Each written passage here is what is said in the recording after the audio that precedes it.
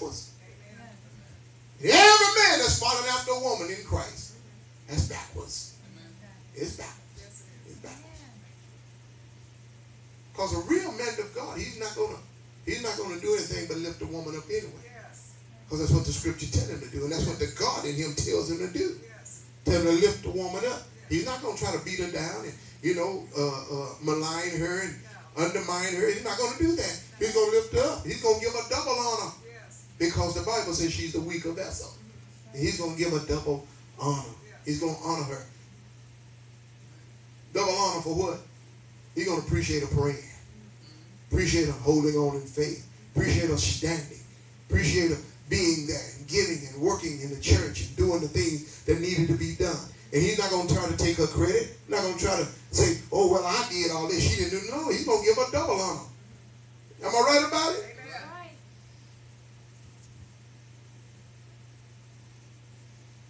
Let's look at these scriptures because my time is fastly getting away from me. Hope y'all have a Bible tonight. We're going to Matthew 5. I don't need to open my Bible. Matthew 5:17 is what we're going to start. It says, think not that I'm come to destroy the law or the prophets. I'm not come to destroy, but to fulfill. For verily I say unto you, till heaven and earth pass, one jot, one tittle shall not in no wise pass from the law till all be fulfilled. Whosoever therefore shall break one of the least commandments and shall teach men so, he shall be called the least in the kingdom of heaven. But whosoever shall do and teach them, the same shall be called great in the kingdom of heaven. For I say unto you, except your righteousness shall exceed the righteousness of the scribes and Pharisees, ye shall in no wise, in no case, enter into the kingdom of heaven. Somebody say, in no case. In no case. Come on, say it again, in no case. In no case. It says, in no case enter into the kingdom of heaven. Let's hear what he said about murder. 21. You have heard that it was said of them of old times, thou shalt not kill. And whosoever shall kill shall be in danger of the judgment. That's what was being taught. Jesus is going to shine the light on it. But I say unto you that whosoever is angry with his brother without a cause shall be in danger of the judgment. And whosoever shall say to his brother, Raca, shall be in danger of the council. But whosoever shall say, thy food, shall be in danger of hell fire. Did you all hear that? Did you all hear that?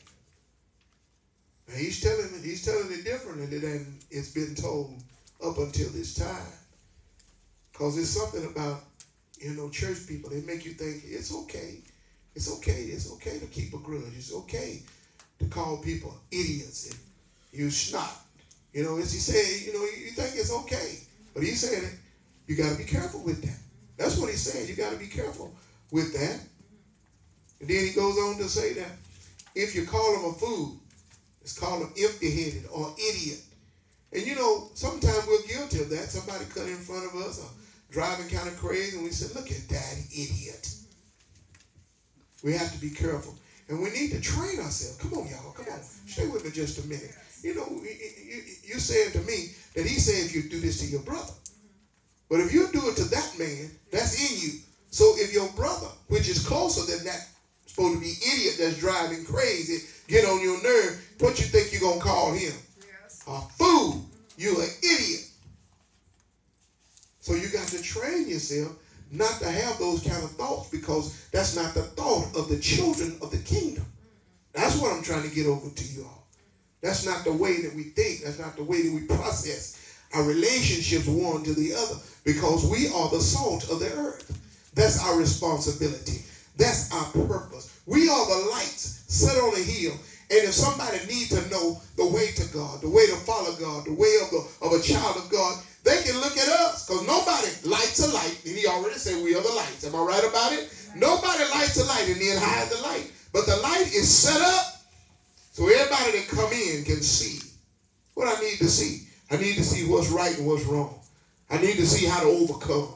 I need to see the way to heaven. And that's what he said we are. We are the light. The light of what? The light of the whole world. He's denoted us and picked us out and said if anybody need to see what they need to see to get through here safely, to get through here like I want them to get through here, they can look at you. Because ye, he said ye are the light of the world. City set on the hill cannot be hid.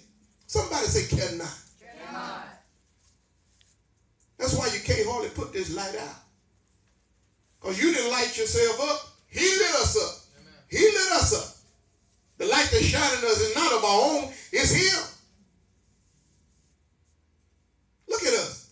Look at us. We testify, some of us, that we call ourselves leaving, and then we thought we'll go in the club trying to hide the light. Somebody just walk up on us, what you doing in here? Don't know you from Alice. But they walk up on you, what you doing? You're not supposed to be in here. That light just shining. In the darker the place you go into, the light's going to shine even the more. Amen. What you doing in here? You looking at, who you talking to? You don't know me. I know you don't supposed to be in here. You shining too bright. You see all that darkness over there? Everything in here is dark. You just standing out. Cause it's it. You're a city set on the hill cannot. Somebody say cannot. Cannot. Cannot. That's why when you get in a fuss with your husband, he's standing back looking at you like, and now what you be doing?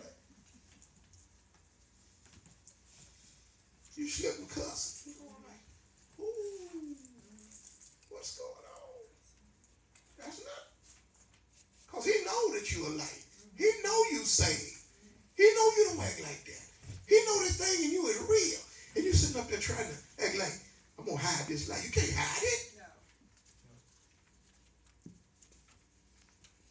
Come on. Keep on going.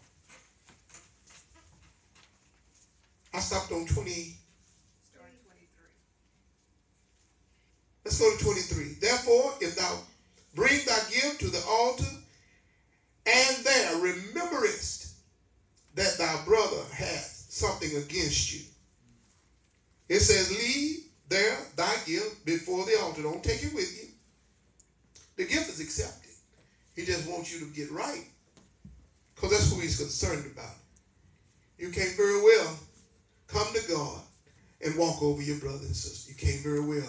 You know, if it's bad with you and your brother, your sister, your mother, your daddy, your grandpa, y'all ain't speaking, ain't spoke to him in 20 years. You know, how you going to come to God and they're like, okay, you know, me and you got it like this, but you can't get along with the people down here on earth. He said, now, if you're standing there calling yourself, go give me some worship and give me a gift, and you remember that there's something between you and somebody. He said, don't take the gift, leave the gift, go. Leave the gift and go. I'm on 24. And go thy way. First be, somebody say that word for me. Reconciled. Be reconciled.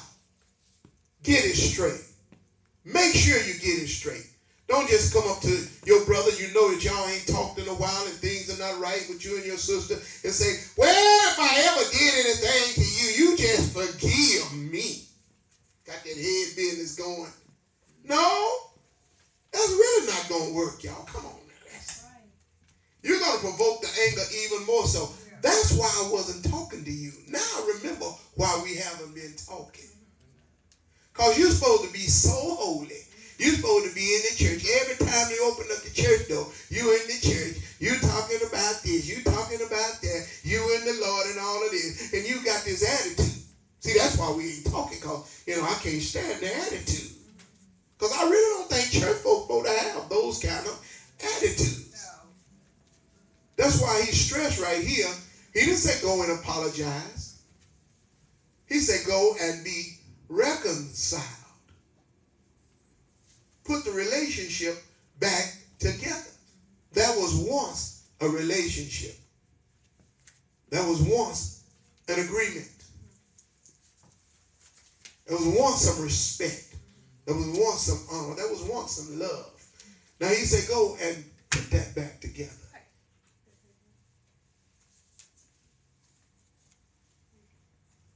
That's what he's saying. Go and be reconciled. Because, I mean, if all you're going to do is go and say, well, you know, I don't really know why we ain't talking, but you know what? It don't really matter with me. I've done my part. You forgive me. All I'm supposed to do is say I'm sorry. Now you're going to go back and tell God, he saw that. That's not really what he told you to do. Y'all come on now. See, and y'all look at him like, you sure about that, preacher? And why I tell you, church folk crazy. Because see, I'm saying what they say. Well, it's on you. I said what I supposed to say. I said I was sorry. And once I say I'm sorry, that's all I'm supposed to do. It's on you now. That's not what Jesus said. That's not what he said at all. He said, approach him and said, we need to talk. Sincerely, we need to talk. There's some things that's not right.